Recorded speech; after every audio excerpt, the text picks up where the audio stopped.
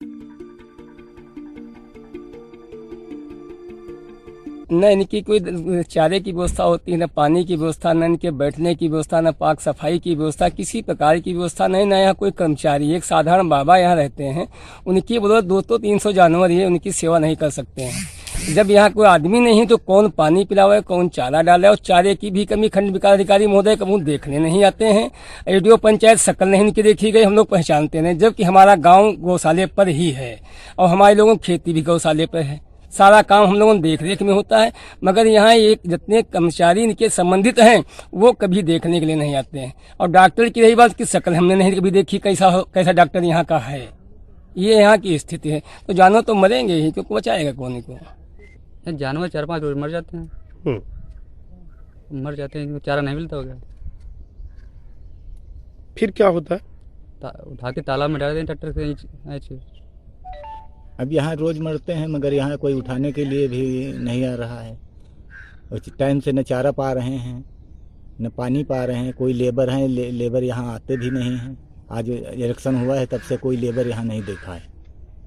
तो सब गोबर, इतनी गंदगी पड़ी है इसके अंदर।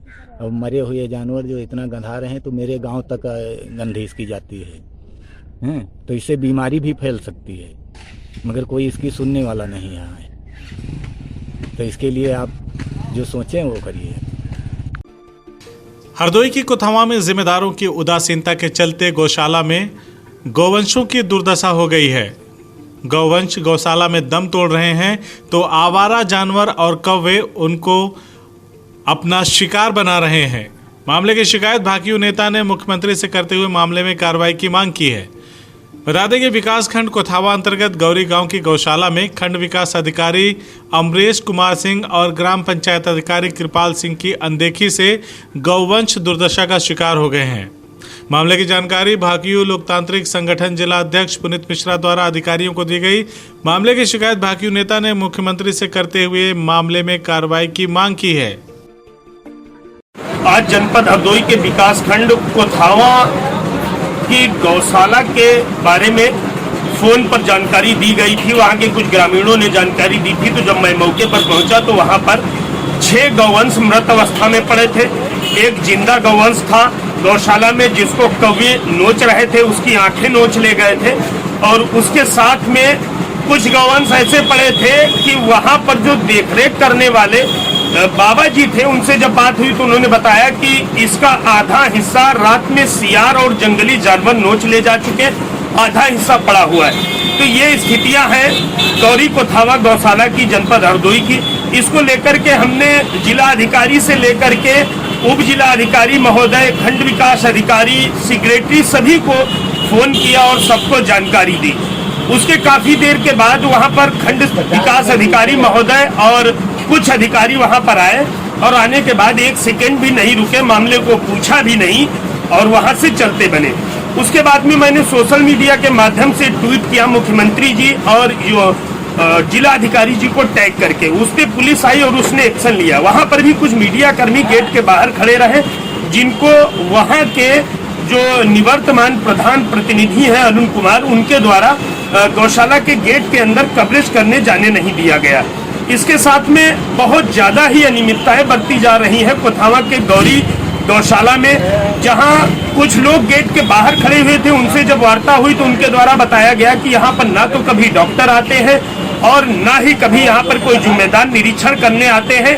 यहाँ रोज 6-7 गौवंश मर जाते हैं और उनकी जो दुर्गंध है वो बराबर गांव में आती है। उन लोगों का कहना है कि हम लोगों को जीना मुश्किल है और किसी प्रकार की कोई व्यवस्था गौशाले में नहीं है। गंदगी की भरमार है, कई दिनों से गोबर नहीं उठाया गया है। तो इस मामले को लेकर हमने जिलाधिकारी महोदय को भी कई फोन किए, कई बार बात हुई और हमने बताया है कि 10 दिन के अंदर अगर व्यवस्थाएं सही नहीं की जाती हैं तो हम भारतीय किसान यूनियन लोकतांत्रिक संगठन के लोग मेन सड़क मार्ग कोथावा को 24 घंटे के लिए ब्लॉक कर देंगे। फिर चाहे आप शासन प्रशासन के लोग हैं, चाहे आप मुकदमा लिखें, चाहे मुझे जेल भेजें, हम गौ हत्याएं किसी भी सूरत में बर्दाश्त नहीं करेंगे। और ये बिल्कुल प्रण ले लिया गया है आज करीब 4 घंटे हम लोग गौरी कोथावा गौशाला में रुके हैं, जहां पर कोई ठीक जिम्मेदार नहीं पहुंचा है जिसने हमको सांत्वना दी होती और बताया होता।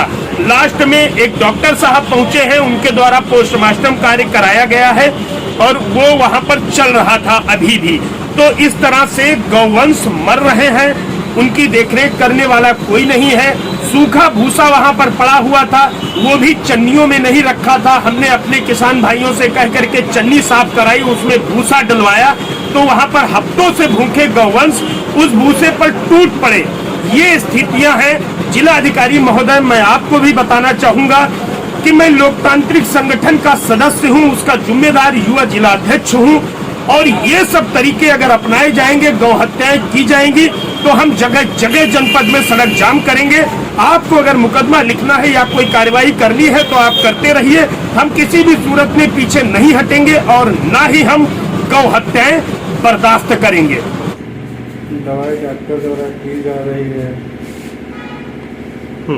जो कल परसों में डैमेज हुए हैं उनका दवाई चल रहा था पहले से।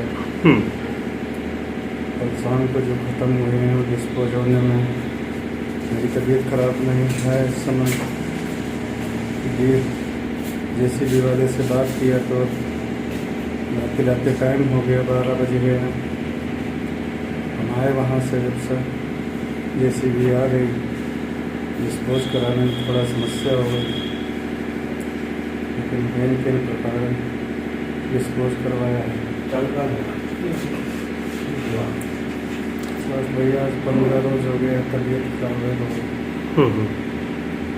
लेकिन सर एक बात और है, इससे पहले भी मामला उठा था गौरी कोथावा गौशाला का, उसमें भी जानवर भी मरे थे और कई दिनों से वहां पर चारा वगैरह की व्यवस्थाएं नहीं थी। तो सर तब तो आप ठीक थे। कॉन्ट्रैक्ट बेस पे भूसा सरकार द्वारा दिया जा रहा था, उन लोगों ने भूसा सप्लाई नहीं कर पाया।